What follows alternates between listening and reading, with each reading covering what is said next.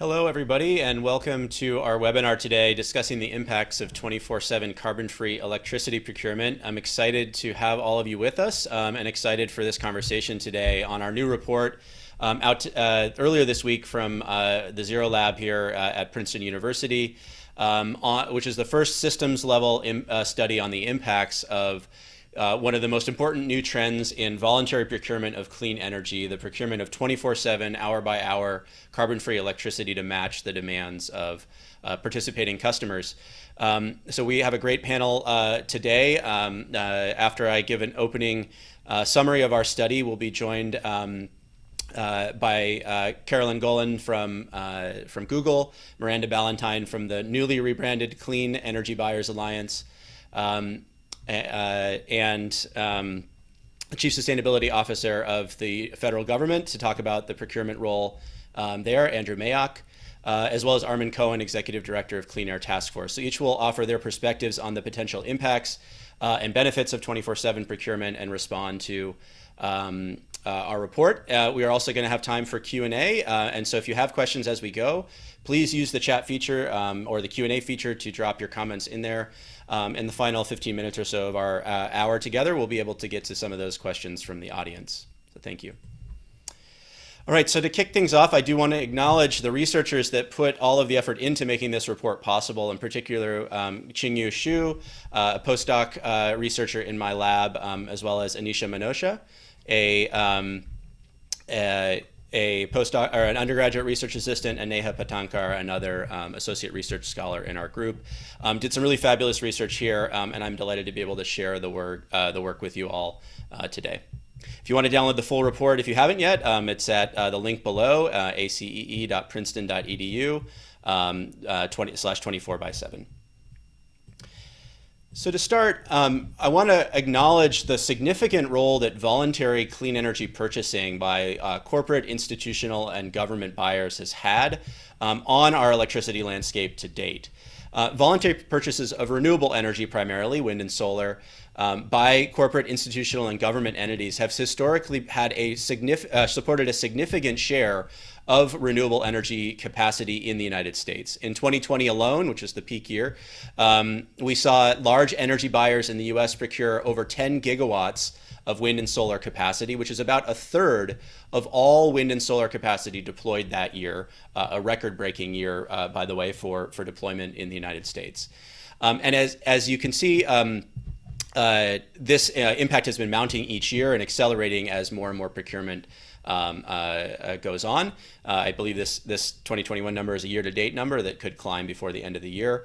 And a growing number of companies, universities, municipalities, and even individuals have been opting to purchase enough renewable electricity to meet 100% of their annual electricity demand. Many are members of the RE100 group, which has helped organize and focus people on this objective. And in the best cases, this kind of voluntary procurement drives additional deployment of wind and solar capacity above and beyond what we would see from public policies that are also, of course, supporting the growth of wind and solar across the country, like renewable portfolio standards or tax credits from the federal government.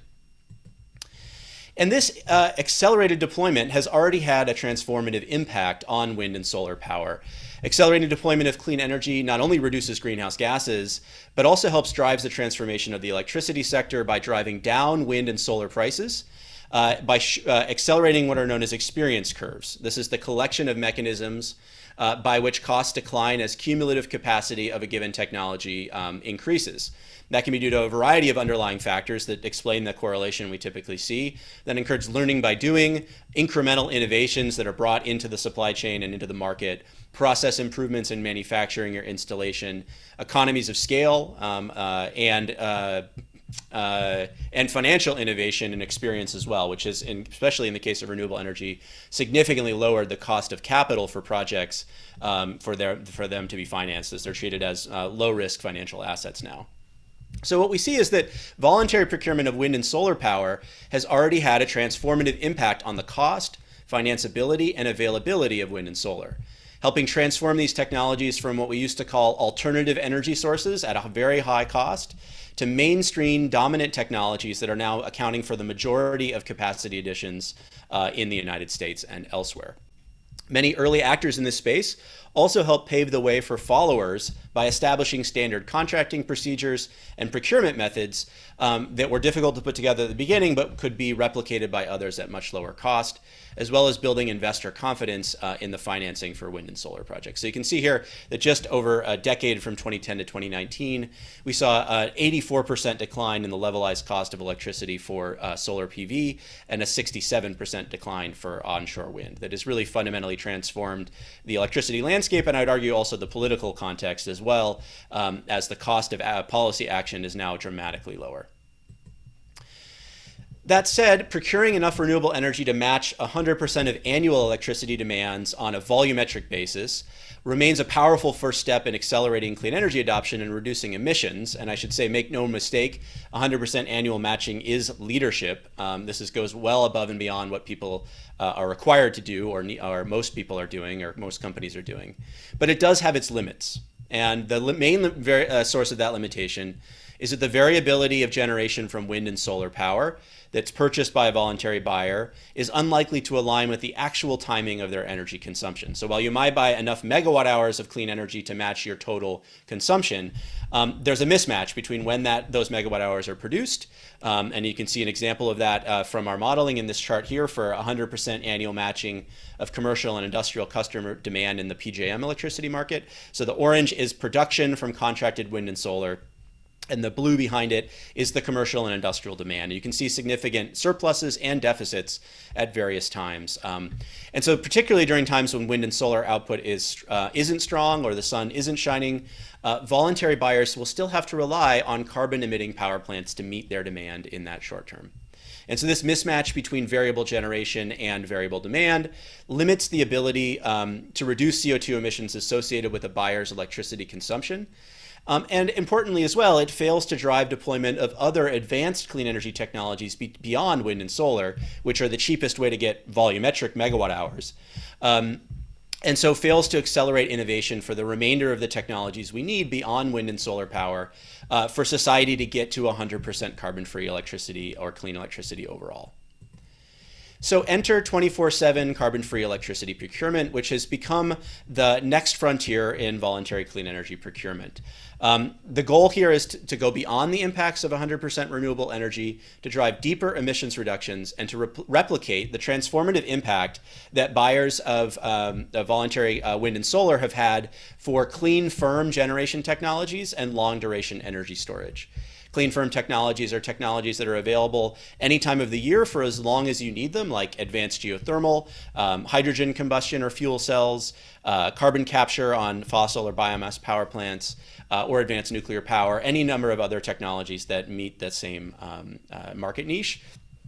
And so a growing number of leaders in the voluntary procurement space, from Google to Microsoft to the US federal government, are working to procure 24/7 carbon-free electricity in order to match their hourly electricity consumption as closely as possible.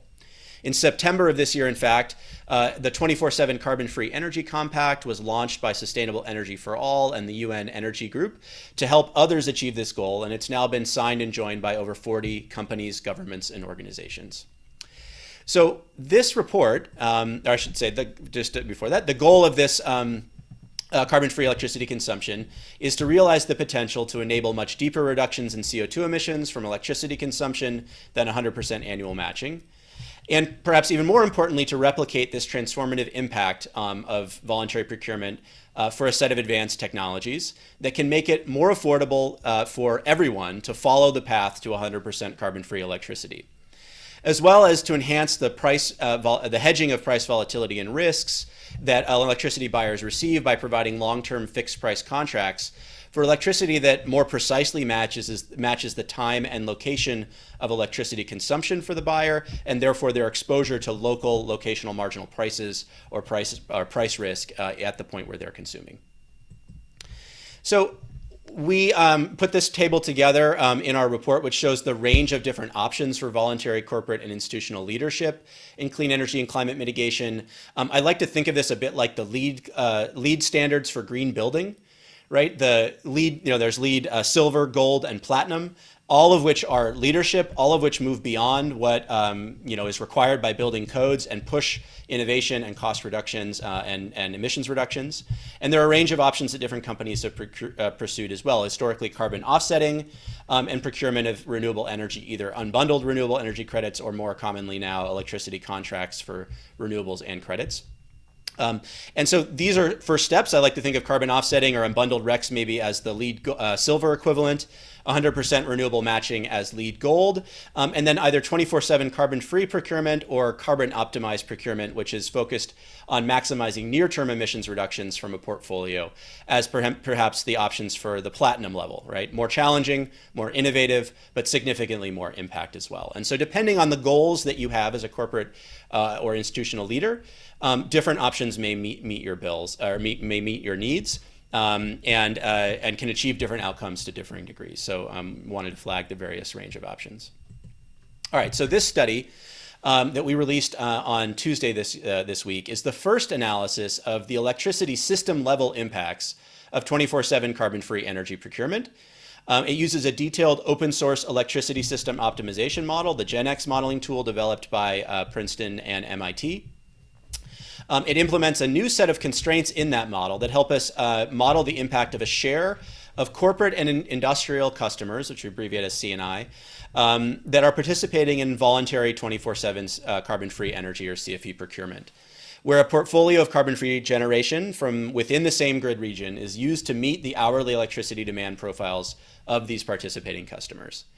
To get some variation in regional power systems that are at different states of clean energy adoption, differing local resource mixes, we modeled both California, embedded within the Western Interconnect, and the PJM interconnection region embedded within its neighbors in the Eastern Interconnect. We also model reference cases with no voluntary procurement, right? What's the business as usual without any leadership from voluntary procurers. And cases where the equivalent share of C&I customers meet 100% of annual energy demand with renewable energy procurement, so 100% annual matching, as is common for many leaders today. So to summarize the findings, and we'll explore this a little bit more before I wrap up, we find that 24/7 carbon-free electricity enables deeper emissions reductions and deeper transformation of the electricity sector than 100% annual matching by driving early deployment of advanced clean firm technologies and long-duration energy storage. It does so, however, at potentially significant cost premiums for early leaders, so higher cost of electricity for those who choose to take this route. That premium is paid, though, to accelerate innovation, maturity, financeability, and widespread availability of the clean firm resources that can make it much easier for broader society to follow them on the path to 100% carbon-free grids. Just as 100% annual matching helped transform wind and solar PV from expensive alternative energy sources to mainstream affordable options for the world, we think that 24/7 procurement is likely, based on our results, to have a similar transformative impact on the deployment of clean firm resources. So to go through the findings a little bit more quantitatively, the first one is that we find, again, that carbon-free procurement can eliminate emissions from a buyer's electricity consumption, going beyond the impact of 100% annual matching with renewable energy. So what we find is that in California, 100% matching matches about 75% of hourly consumption from C&I customers with carbon-free generation. The other 25% of the time they are relying, or 25% of megawatt hours consumed are relying on emitting generation. That's less than a reference case of 64%. In PJM, the number is 62%. And we see that even at low matching targets of 80% of annual electricity demand with carbon-free sources, we can see that we're already achieving lower emissions levels in terms of tons per megawatt hour that the corporate buyers or institutional buyers are responsible for. And as the CFE score increases towards 100%, that goes basically to zero. The difference in the green bars here is that we have three different portfolios, one that includes only wind, solar, batteries, demand flexibility, and in the case of California, conventional geothermal, so currently mature technologies. And then we have two advanced technology portfolios, the one that includes enhanced geothermal in California and advanced nuclear in PJM, along with long duration storage, so no combustion options. And the green case includes also natural gas with carbon capture and hydrogen combustion. And so that CCS has some residual emissions at our assumed 90% capture rate. So that's why the green bars are a little bit above the others and don't go quite to zero emissions. So first finding, you can eliminate or nearly eliminate with CCS the emissions impacts of your actual consumption, going beyond what you can do with carbon-free, with 100% procurement. The second is that procurement can drive greater system level emissions reductions as well. So when we think about how the whole system as a whole reorients itself around the generation and procurement strategies of the C&I customers, we see that as long as the CFE target is high enough, and that crossover is 88% in California and 92% in PJM, that you can drive greater system level emissions reductions than annual matching. And you can see that in California, that benefit is much more significant and pronounced. In our report, we describe two important effects. One is a timing-based effect, where greater procurement in hours of low wind and solar output tends to reduce emissions to a higher degree. And so higher CFE scores drive more generation in those periods.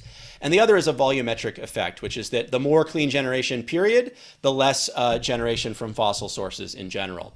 And we find that in systems with higher penetrations of wind and solar like California, the timing effect is much more pronounced. Whereas in PJM, the emissions impact across time is relatively flat with lower penetration levels for wind and solar. And so this indicates that as grids transition towards a cleaner mix, particularly with higher shares of variable wind and solar, the emissions benefit or the incremental emissions reductions of 24/7 procurement are much greater in those systems. Beyond the direct and near-term emissions reductions, we also see that 24/7 clean energy procurement drives deployment of advanced clean firm technologies and or long-duration energy storage. And it depends on the system and the portfolio and the cost assumptions which are deployed. But you can see here geothermal in red, enhanced geothermal in orange, CCS in purple, zero carbon hydrogen gas combustion in purple, light purple, and then nuclear here in the PJM case. So a range of different technologies deployed, as well as at 100% CFE long duration storage in the cases with no combustion. And you can see that, of course, we get more deployment of carbon-free of these advanced technologies, the higher the CFE score. So what we find is that at 10% of C&I customers participating in this annual matching at 100% rate, we get 1.9 to 2.3 gigawatts of additional clean firm generation and long duration storage capacity in California, and 5.9 to 7.1 gigawatts in PJM by 2030. So accelerating the deployment of these technologies, which we don't see in the general procurement mix for the system as a whole on that timescale. We also see that because CFE procurement better matches participating demand during periods of limited supply and drives significantly more retirement of gas generating capacity, or it also drives significantly more retirement of natural gas generating capacity. So these are changes in system-wide capacity as we add higher and higher CFE targets towards 100%. And you can see that the light purple here of natural gas combined cycle capacity is reduced almost 1-for-1 with the clean firm capacity added, and to a much greater degree than 100% wind and solar procurement due to the lower capacity values of portfolios of solar or wind only. So this could help potentially avoid investments in additional natural gas-fired capacity that may make it more difficult for the system to transition in the longer term to 100% carbon-free capacity by accelerating the deployment of clean firm technologies in the near term with the cost premium paid for by 24/7 participating customers.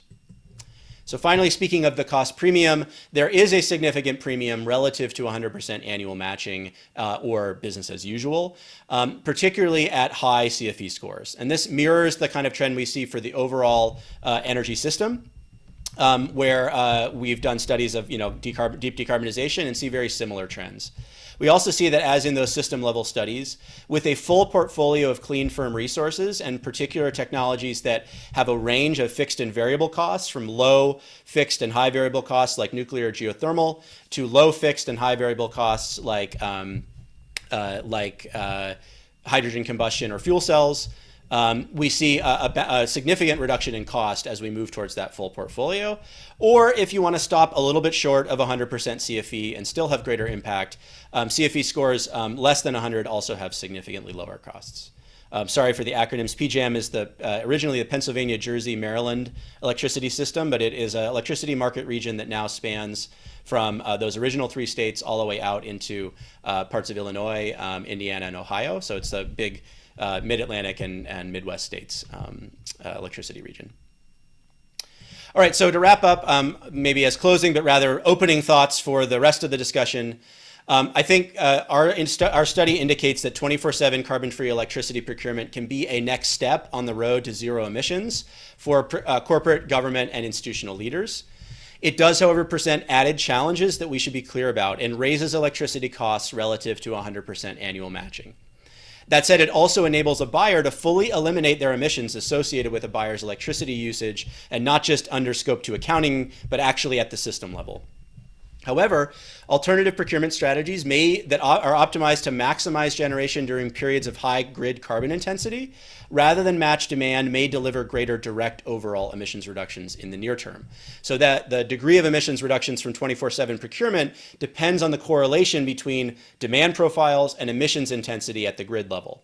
And if your goal is to maximize emissions reductions in the near term, one might procure a portfolio specifically designed to maximize output during periods of high carbon intensity rather than to meet demand. And so these are not perfectly orthogonal goals, but they also are not perfectly parallel. So there's some overlap, but also some divergence there. And it depends what your goals are as a buyer.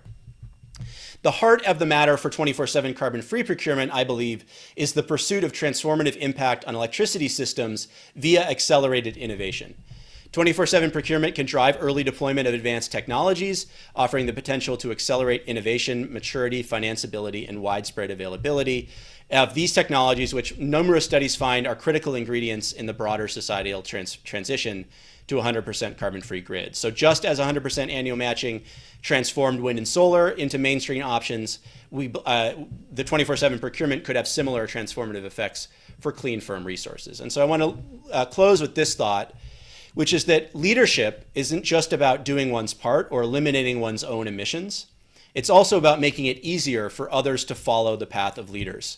And I think that's what this 24/7 procurement is most about, and how we see the impact being maximized. If you think about the indirect emissions impacts from helping accelerate the time to maturity and cost effectiveness of just a single clean, firm technology, or to enable it in the first place, that or a long duration storage technology, that impact on emissions across the world can have substantially greater impact on total CO2 emissions than even eliminating the entire emissions footprint of a single company, even one as large as Google. So as a parallel, perhaps, think about the impact of Germany's investments in making solar power cheap on worldwide emissions and uptake of solar PV, relative to the relatively modest impacts on Germany's own emissions. And so just as individual countries can have outsized impacts by accelerating innovation, individual corporate and institutional leaders, I believe, can also have outsized impact by accelerating the deployment of these critical technologies. So I think I've got a little over time. I'll stop there, and I'm excited to hear reactions from our panelists, starting with Miranda. Thank you.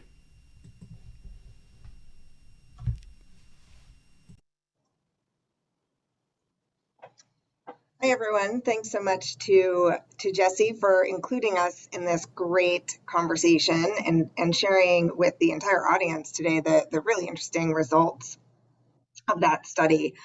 I'm Miranda Ballantyne. I'm the CEO of the Clean Energy Buyers Association and the Clean Energy Buyers Institute, our 501c3 sister organization. We are a trade association of large clean energy buyers and their partners. We have about 285 members that have roughly about $7 trillion in annual revenues and about 14 million employees. So a fairly significant slice of the American economy are part of the Clean Energy Buyers Association. And as Jesse rightly pointed out, this group of large energy customers has had a very significant impact in driving the accelerated deployment of wind and solar over the last 10 years. To date, they have deployed about 43 gigawatts of new wind and solar. And last year in 2020, the large corporate announcements for wind and solar were equivalent of about 40% of all of the carbon-free capacity added last year. So it's a really impactful community in driving grid decarbonization. What we know today, though, is that large energy customers are looking to have a different impact than simply deploying wind and solar, driving down the cost of wind and solar, and making wind and solar cost competitive with with yesterday's brown power technologies. Large energy customers are now really looking to have decarbonization impact, and we see that in the types of goals that they're setting. So in 2020, we saw about a 30% increase in companies who were setting 100% renewable energy consumption commitments, but we also saw a 165% increase in companies setting science-based greenhouse gas reduction target goals. So we really are seeing this shift from a commitment to procuring renewable energy on an annualized basis towards decarbonizing the power that's consumed by the customers themselves. As such, these kinds of studies that really look at how can large energy customers maximally impact their decarbonization footprint are really, really important. And as Jesse noted in one of his slides, ensuring that every electron consumed by a company's load is carbon-free 24 hours a day, 7 days a week, 365 days a year is definitely one of the approaches that we see several companies taking. Google really led that charge, and I'm looking forward to hearing more from Caroline in just a moment. Google really led that charge when they set that commitment several years ago after they had already achieved their 100% annual matching of 100% renewable energy. But several other companies have also taken steps to set 100% carbon-free procurement 24 hours a day, 7 days a week, 365 days a year, including some fairly notable data companies as well as Google. But we also see, as Jesse noted in one of his comments, that there are some other approaches that companies are looking to take as well. So some companies may already have facilities in regions of the country or of the world that are already very low carbon, either with a high penetration of nuclear or high penetration of hydropower. And they're looking to drive impact in potentially other ways by procuring clean energy from regions of the world or the country that have a very dirty grid, and procuring enough clean power from those regions, even if that power isn't directly funding or feeding into their facilities, but they are having a material impact on those grids. So these steps we're really seeing in what I would call the early adopters right now. These are the companies that began their renewable energy journey 10, 15, even 20 years ago and are very far along in procuring 100% renewable energy. But there are a number of systems that we set up 15 and 20 years ago that actually de-incentivize companies from focusing on this type of decarbonization maximal impact outcome. So in fact, the Clean Energy Buyers Institute and CATF, and Armand is going to be speaking in just a moment, are partnering together on a program, an initiative called Next Generation Carbon-free Energy Procurement. And that initiative is really to step back and look at the various systems that we've put in place, whether it is how we account for greenhouse gas in scope 2 for energy customers, whether it is how we track the carbon attributes of energy consumption for energy customers, or whether it's the voluntary reputational benefit programs, and really look at how can we re-envision and evolve these kinds of programs to incentivize the decarbonization impact and output that we're all aiming towards. So I'm really looking forward to the rest of the conversation, and I really appreciate this work from Jesse's lab and Princeton, and it's really going to keep the conversation moving forward, and I look forward to the Q&A as well. Back to you, Jesse. Thanks. I think, Andrew, you're up next. Andrew Mack, thanks for joining us.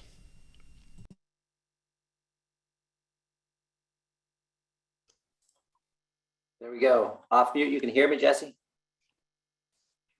Yep, you're good. Excellent. Armin, you're up after that. Yep. Thanks so much for having me here today. I really appreciate the opportunity. And I want to thank you and your team for this very timely study. This research is a critical enabler for the work that we're seeking to do and for the ecosystem writ large, and we really need this study and more like it. So it's great to see it and great to have the opportunity to dive into a little bit today. I am Andrew Mayock. I'm the Chief Sustainability Officer of the U.S. government, speaking virtually from our office at the White House. As the Chief Sustainability Officer, my office is charged with developing and implementing a federal sustainability plan that achieves the president's goals, including such goals as 100% 24/7 carbon-free electricity for federal operations. And another example is moving the federal fleet from a current 1% to 100% zero emission vehicles of the 600,000 plus federal fleet. I want to thank fellow panelists here, Miranda, Caroline, and Armand, for the work that they're doing and the organizations are doing. As we've set out on this journey, we couldn't have better supporters and allies than the fellow panelists here today. And we're just deeply grateful to have that reach and have that partnership.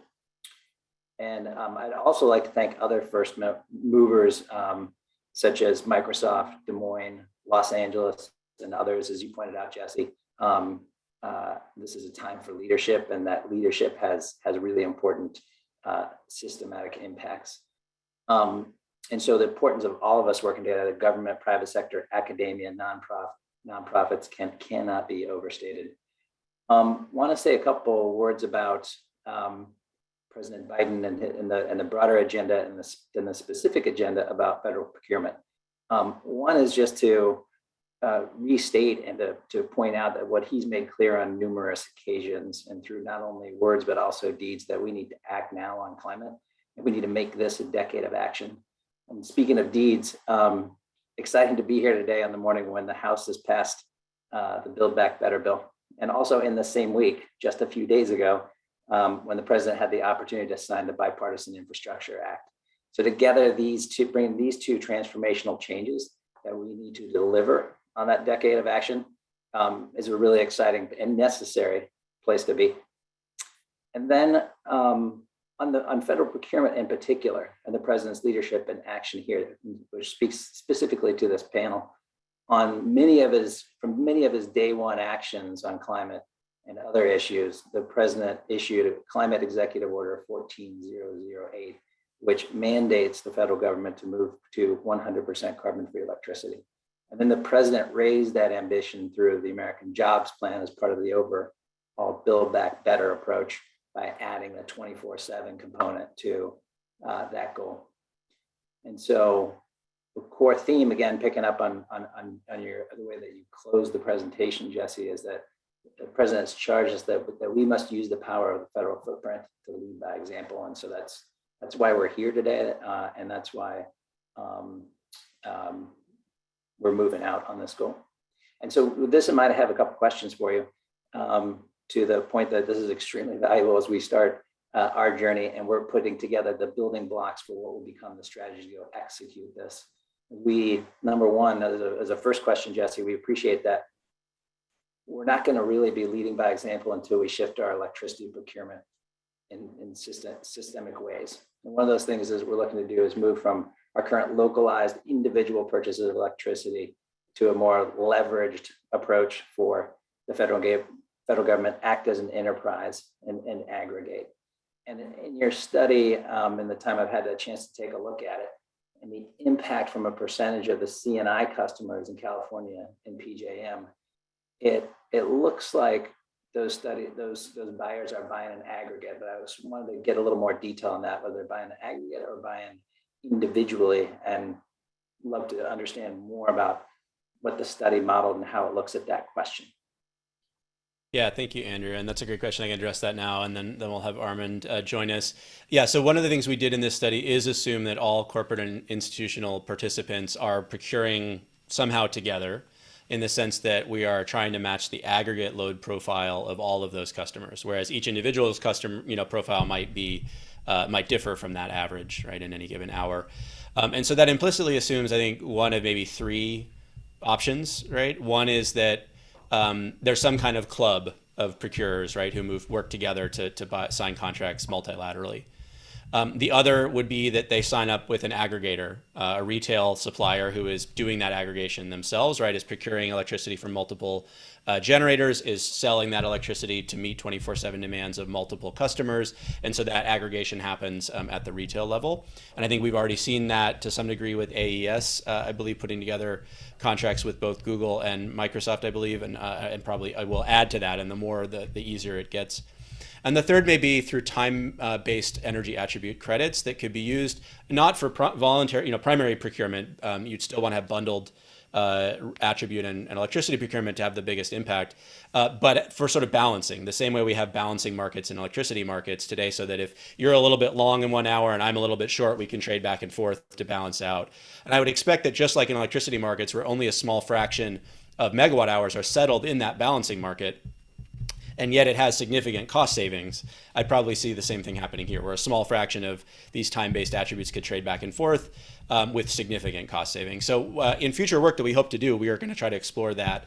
Can we quantify the magnitude of that cost savings and the importance of this kind of aggregation? And so I would say this is sort of a best case scenario in which somehow we achieve that level of aggregation. And I do think the savings are probably not immaterial from that kind of coordination. Thank you. So thanks. Let's bring Armand in, and then we can have a broader conversation as well. Sorry, and Carolyn as well. So let's keep moving on. Thanks, Jesse. I'm just going to zoom back a little bit. First of all, I'm just thrilled to be working with Miranda and her organization on operationalizing this idea, and was recently proud to join the UN's 24/7 compact that's trying to do this on a global level. Just kind of stepping back a little bit, why do this at all? And what's our motivation to be involved in this? In theory, right, the government should be mandating 100% clean energy. We're not there for a variety of reasons. And so the corporate leadership is really important on a couple levels. Maybe it shouldn't be that way, but in fact, I would say in a lot of climate areas, it's the corporates that are leading on this. Our original interface with this topic was really recognizing the extraordinary positive outcome of corporate engagement on renewable energy acquisition, which is, as Jesse noted, been a very significant portion of total procurement and has driven that market substantially. The concern was that all the analysis that we've done and Jesse's done and others has suggested that's not the complete solution set. And to the extent that the corporate 100% renewable goal was being interpreted as the complete solution set and a model, in fact, for policy, if Walmart can do it, why can't the US government just clean up the system with 100% renewables? We felt it was important to kind of push the conversation a little farther and align the corporate demonstration goals with the analysis suggesting you need a full suite of technologies to address decarbonizing the grid because of the seasonal variation in wind and solar. And so that's at a symbolic level, it was very important just to kind of have a different aspiration put out there and with the corporates leading. The second involvement is the motivation for our involvement in this effort is that we do a lot of work with some of these advanced companies, advanced technology companies in the sort of dispatchable power space, companies like Net Power doing zero carbon, fossil-based solutions, demand response companies, storage companies, geothermal companies, advanced nuclear companies. And what they were saying was that it's very hard to get a foothold in these advanced purchase markets because there is this competing meme that we've got it covered with 100% renewables. And so they were feeling a kind of a lack of love, a lack of market pull. And that was both a dollar challenge. We don't have contracts, we can't build projects, we don't have a counterparty, but also, frankly, the halo effect of corporates embracing this advanced technology and not having that was put them at a competitive disadvantage. So there's both this, some of this is symbolic, some of it's about real dollars and motivating real markets, as the analysis that Jesse suggested shows. But again, very, very important to align what the corporates are modeling, in effect, for society with what we actually need to decarbonize the grid. And so this, I'm hoping that this report and the work that SEBA is doing will move this faster and further. Just a final comment on the price implications here. Jesse's report noted that it's slightly more expensive to have a full 24/7 decarbonization portfolio than to just kind of do the renewable thing. That's probably as it should, could be. That reflects reality. Commodity wind and solar is cheap. It gets you a certain part of the way, but we also have to recognize that full decarbonization is going to require some of these higher capex dispatchable technologies or demand response or storage or some combination that's likely to be a little more expensive, at least for some period of time for commodity wind and solar. There is hope, I think, though, for bringing those costs down, both because of the demonstration effect that Jesse discusses in the report and that we've seen in history, that volume and learning by doing brings costs down. But also, there are some other options on the table here that aren't really addressed in the report that for example, upgrading existing hydro dams, electrifying hydro dams. The National Hydropower Association has identified something like between 26 and 50 gigawatts of potential upgrades to existing non-hydro dams that could result in a lot of clean electricity. There's the net power technology, a zero carbon gas plant, not a 90% reduction in gas gas emissions that's assumed in the report, that just this week announced that it had finally connected to the grid and it has demonstrated its technology. And then there's the potential for looking at existing at-risk nuclear. This is something that was raised in the chat, that maybe that, in at least for some period of time, could help complement this portfolio. And then, of course, there's the federal government, the Biden administration weighing in with its procurement for reorienting to 24/7 that will add. And of course, last but not least, the Building Back Better bill, if it passes, will put a lot of money into these technologies, which should drive down costs and reduce that cost premium that the corporates would have to bear otherwise entirely if they were alone in this. So there's a lot around the corner that I think can drive costs down, make this a much more feasible and cost-effective, attractive package. I'll stop there. Thanks, Armin, and I'm glad you brought in the public policy role. We didn't model any new policies in our study beyond those that are currently on the books, and what Congress is considering now in Build Back Better would certainly have a fundamentally different impact on the cost of these advanced technologies and would make it significantly cheaper. So once the bill passes, knock on wood, we will be excited to rerun some of these cases and see how that changes things. Caroline, let's take us home here and then we can get into some discussion. Thanks. Yeah, happy to. Thanks, Jesse, and thanks for everyone for joining today. We are, of course, really excited about this research and excited about the conversations to come, and I think the research to come out of this. So I'm Caroline Golan, and I am our global head of energy and sustainability policy for Google. And most of my job every day is trying to think through systemic solutions, policy solutions to our most difficult energy and sustainability challenges. And top of mind is really how we meet our 24/7 goal. And I thought, before we transition to the Q&A, it might be, just good to give a little bit of insight of, as a buyer, how we're wrestling through this in real time and what we're seeing, and really our true motivations for setting the goal that we did. I think Miranda had mentioned this before, but we achieved 100% renewable energy globally matching in 2017. And we did that, and it was an amazing achievement, and we're very proud of that. We were very proud to be, the first company to achieve that, and we did a lot of good with that. We opened up green tariffs across the country. We helped really drive down the price of solar and wind. We helped standardize, the corporate PPA, and really get sort of the building blocks in place so that other companies could also achieve that goal. But when we surveyed our operations and our footprint, what we saw is that while we had put a lot of new renewable energy on the grid, we hadn't taken off a lot of the dirty energy that was there. And that was really difficult for us to swallow. And we also realized that we weren't having the broader economic systemic impact that we were going after. As leaders in the economy, we feel like the grid is the tool drive greater economic change. It's not just the grid for the grid's sake, it's the grid because it's the lifeblood of our economy. And so where are we going to put our purchasing capital, our political capital, our expertise in the region, and our ability to work across a lot of aisles and with a lot of different stakeholders?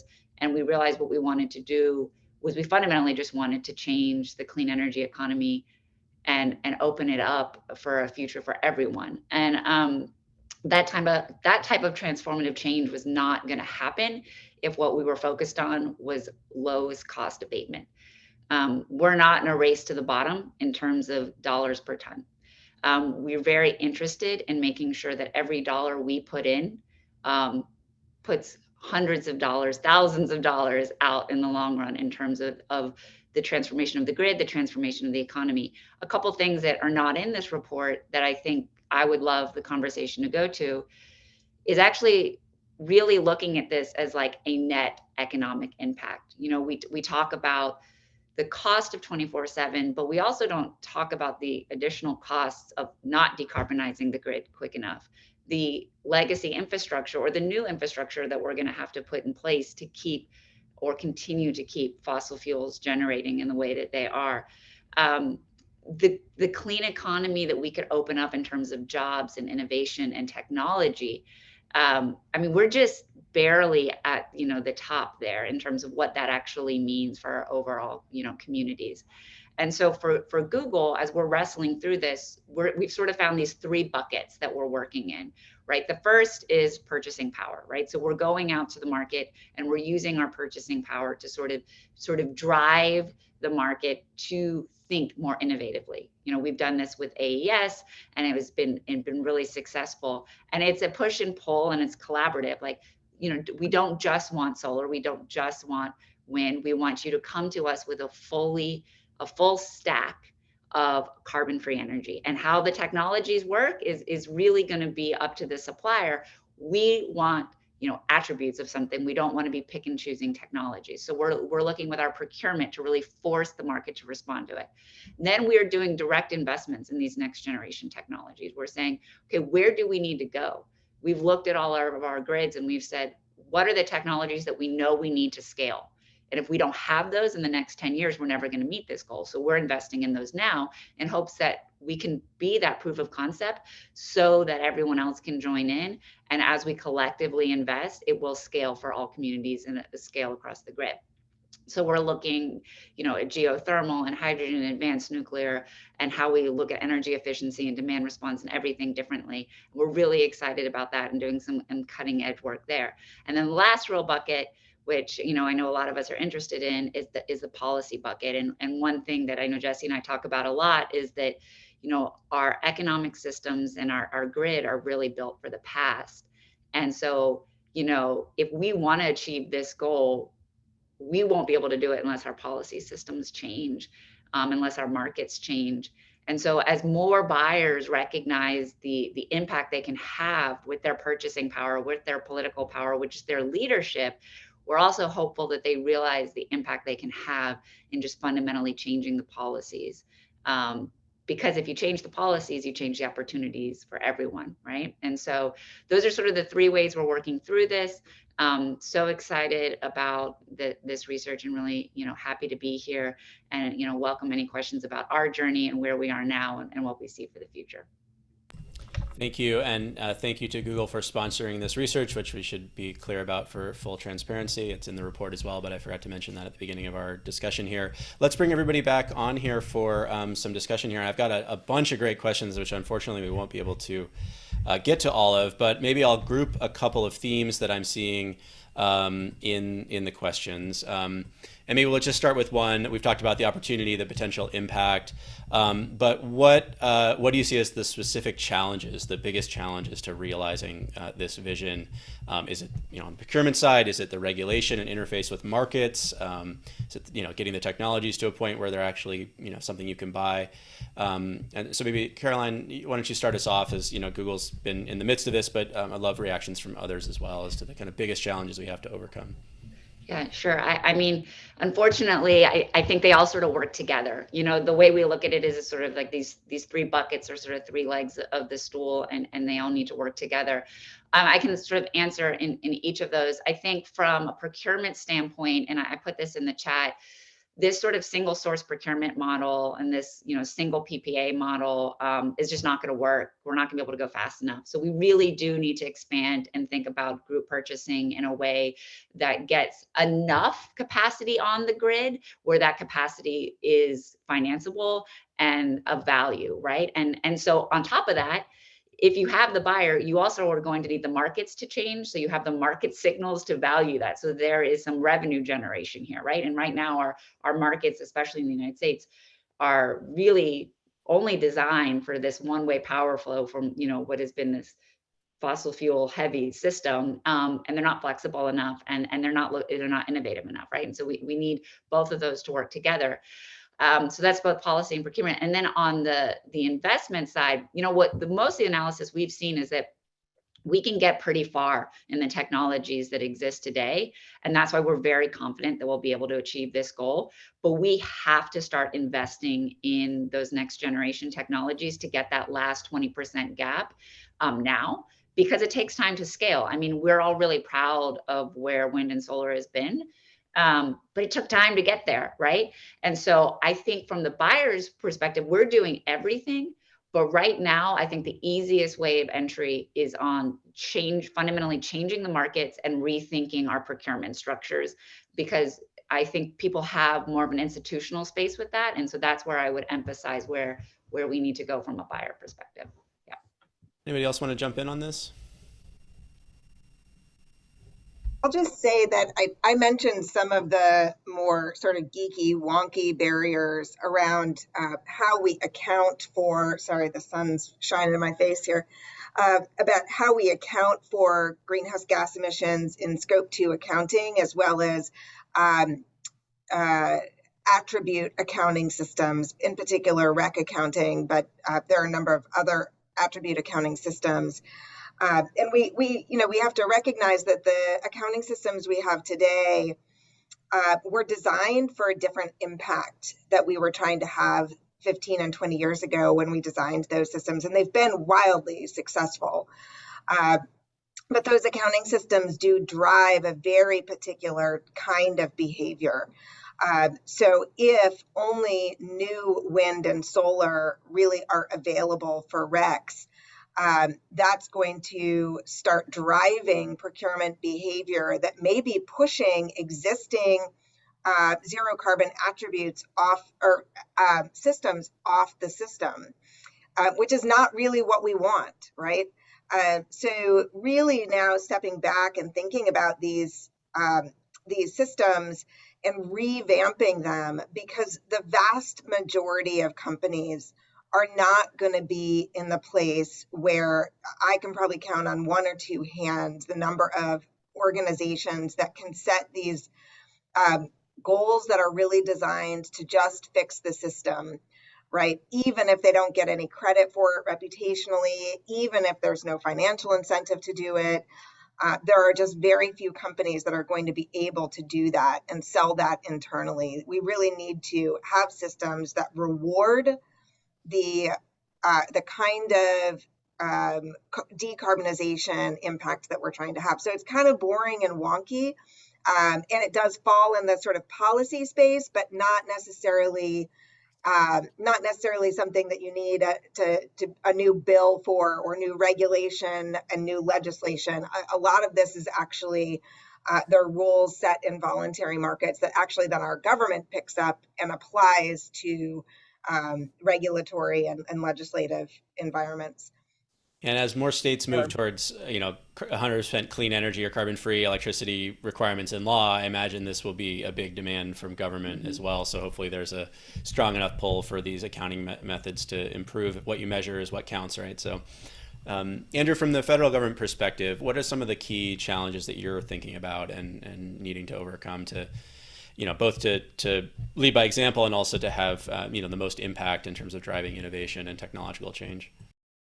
Yeah, a number jump out at me, and one of them is the human capital challenge. Having the right type of people and the right number of people on this really significant shift that we're making is a big deal, as Miranda in particular can attest, having been on the inside of government doing this work.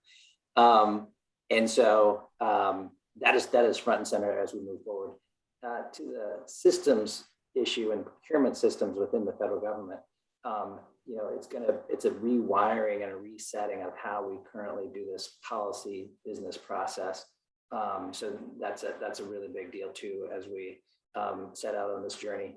And it goes to also, as I mentioned in my remarks to kick us off, the extraordinary value of partners like Miranda and Caroline, who have been at this and who are, have an open door and an open phone and email as we find our way through this. Extremely valuable. So maybe to pick up another theme that's come up a few times in questions as well, let's talk a little bit about the interplay between the sort of voluntary procurement efforts and public policies that are driving the grid as a whole towards, 100% renewable or clean energy goals. Obviously, like this should be something that government does, right? It's a public good. The benefits are broad. We should be having the government step in and move us towards 100% carbon-free grid. More and more states are doing that. Federal government, not yet, but is certainly poised to provide a lot of financial support for states and voluntary actors that want to go that direction. Maybe Miranda, can you talk historically about how these sort of two efforts have gone hand in hand? Why is it that we have to have these corporate actors, and how do they support one another, policy and voluntary procurement? And then maybe Armin, you could comment about sort of where trends are going now. Yeah, I think it's such an important question, because I do think we are again at an inflection point where even 5 years ago, at least from the perspective of the private sector and the large corporate world, we just weren't seeing the level of ambition out of governments that we really felt was needed to achieve grid decarbonization at the pace we need to. Decarbonizing the power system is the easiest of all the hard things we need to do to decarbonize the full economy by 2050. So it's not easy by any stretch of the imagination, but it's the easiest. And so we need to do that on an accelerated timeframe. We don't have until 2050 to decarbonize the power system. So 5 and 10 years ago, large companies who were committed to solving the climate crisis really felt that governments weren't moving fast enough and were setting much more aggressive goals than what we were seeing out of the federal government and state and regional governments as well. I would say we're at a very different point now, where we are starting to see governments take very, very aggressive and bold action relative to what they were doing 5 and 10 years ago.